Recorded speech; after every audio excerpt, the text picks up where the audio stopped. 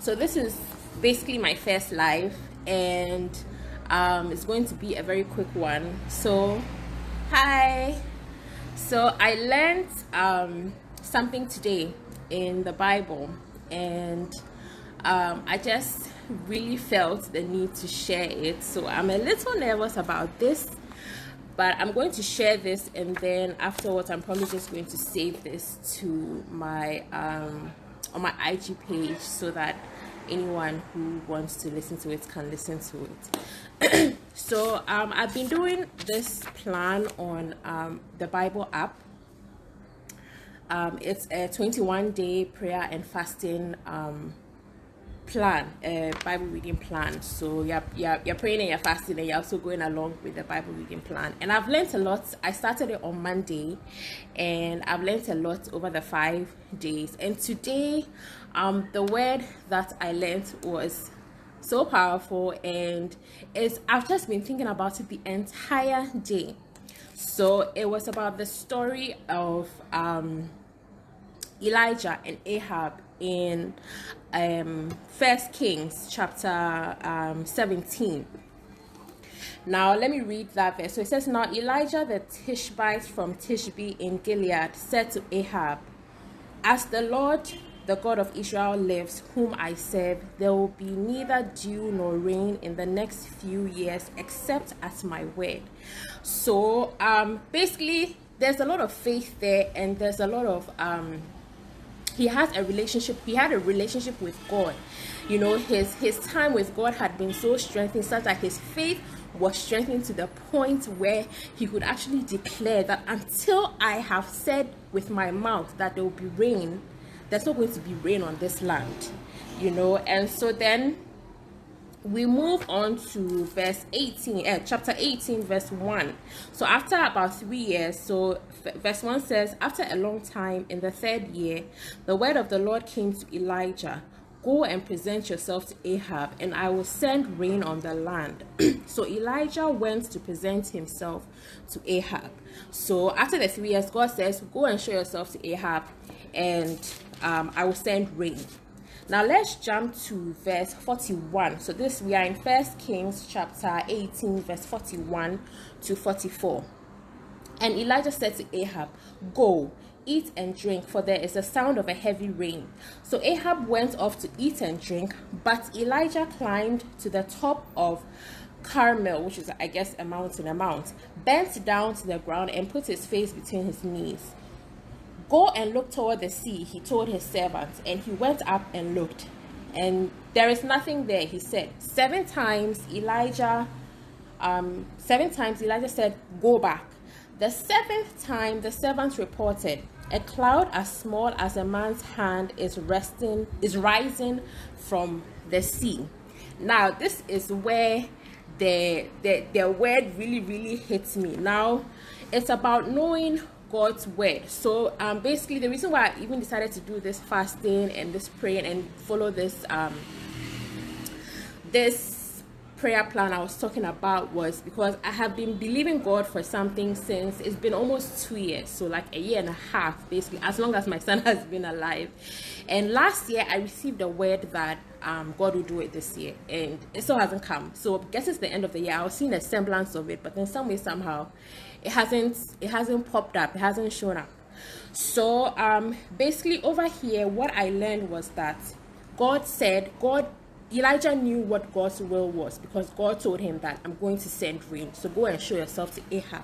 Now the key thing here is that when he went to show himself to Ahab, he didn't just go and sit down and say, "Oh, God said he's going to send the rain, and see, my work here is done." He still went and prayed. And the other key thing about this message is that when he went and prayed, which means that his faith was there. He went and prayed, and he sent his servants, "Go and check." The servant goes and comes and says, "There's nothing." And then he sent him 7 times until he saw a semblance of it coming, and the fact that, okay, the rain is coming. Now, I told myself that I know that for many of us and myself, it would have been after one attempt, after the servant had gone and come and said there's nothing, I would have just given up, and that would have been it. But he still sent him, and that is faith sending him, because his faith was to the point where God has said he is sending rain. So until I have seen that rain, I will not stop praying. Now, I wish that we had known what Elijah was praying about when he put his head between his knees, but we don't get to hear what Elijah's prayer was.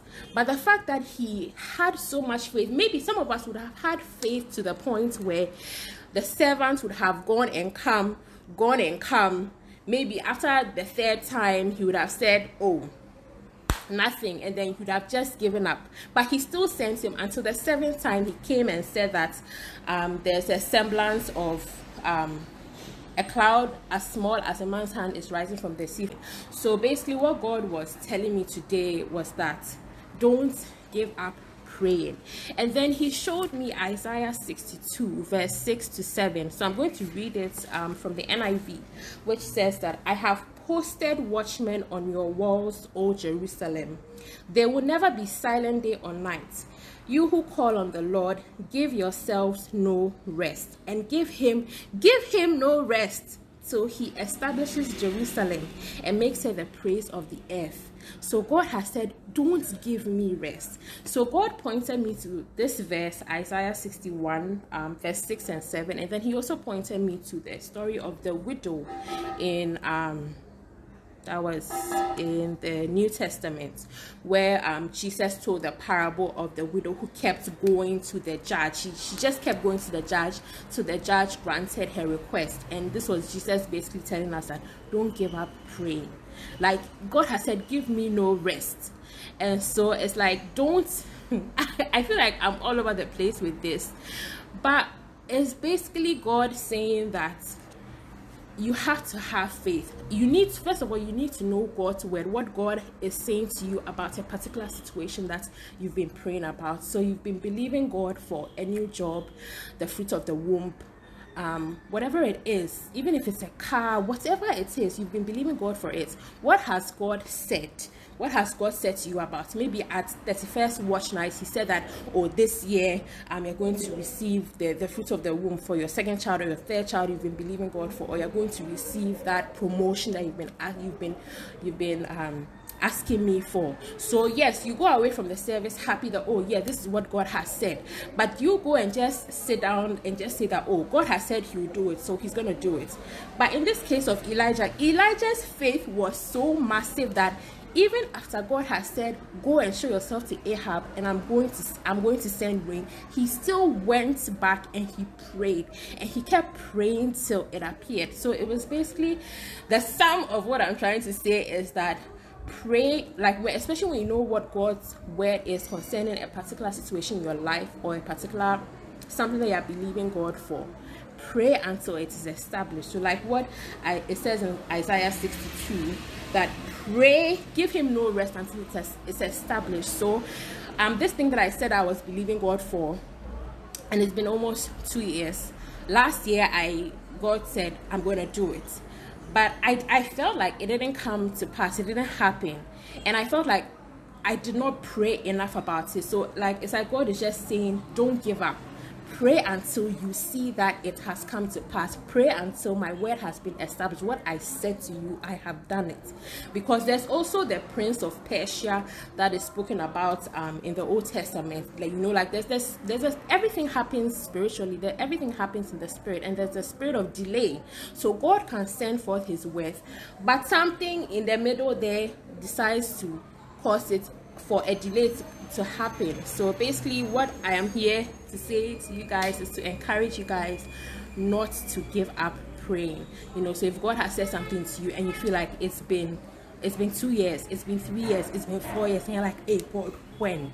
You know, pray consistently. And sometimes it can be so hard, but we also need to pray and ask God to give us the strength not to give up praying, because he has said that, worry me, disturb me, so I do it, because I said I would do it. So it's like your little child, you promising your little human chocolate, and it's like, oh, I'll buy you chocolates next week. You know, little humans, they don't forget. I was like that when I was young. I don't forget if you promise me. So you don't make promises by heart. You know, they'll keep coming. Hey, Auntie Esty, you say you buy me chocolates. Auntie Esty, you say you buy me chocolates. They will worry you till you buy them that chocolate. And that's the same thing that God is telling us to do. Worry him till the word that he promised comes to pass. So I hope I made a lot of sense, and I hope that this encourages anybody out there who is believing God for anything.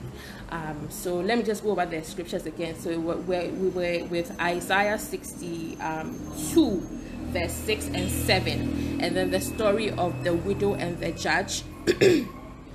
And then the main passage also was from First Kings chapter 17 verse 1, and then First Kings 8 verse 1 to 2 and 41 to 44. So Elijah was a man just like us. Abraham, like, their faith was massive. They didn't have 8 heads. They had 1 head and 1 brain, like the way we do. So we need to just keep praying, and then ask God, what is your will for this thing that I am asking you for? So I'm asking you for a promotion. What is your will concerning it, God? And if God says I will do it, it will come to pass, it will happen. Then keep praying and reminding God. Keep praying and reminding God that, God, you said you will do this thing. Let it be an everyday thing. So let me just share a little testimony.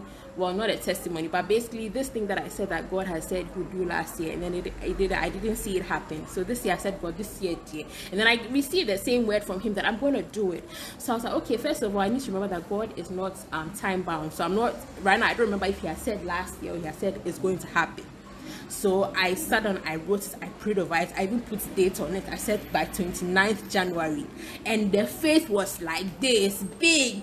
29th January came. I said, hey babe, I was telling my husband, hey babe, it hasn't come. It's 7 p.m. He said, but the day hasn't ended. And as we are sitting here today, it was 6th February, it hasn't come. But this has encouraged me to keep praying, because if the faith is there, just like the way Elijah kept, and we don't even know the distance. The other thing that came to me was that we don't even know the distance between where Elijah was praying and where the servant went to check. So it could have been a matter of a 30-minute walk and 30 minutes back. That is number one. Where is the cloud? It hasn't come. Go again. 2 hours. It hasn't come. 3 hours, it hasn't come. Somebody will have gotten like a tremor saying, well, God has said what you say and it will come to pass. You know, but he prayed with the faith that he had. He prayed with that faith that God has said he will do it, and I'm not leaving here until he has done it, and I have seen it with my 2 eyes. So I hope this encourages anyone on here. Those of you who joined my very first live, thank you so much for joining, and let me know what you think. And let me know what you think about this word. And if you know anyone who is believing God for anything, please, I'm going to figure out how to save this live so that you can share it with your friends. So bye.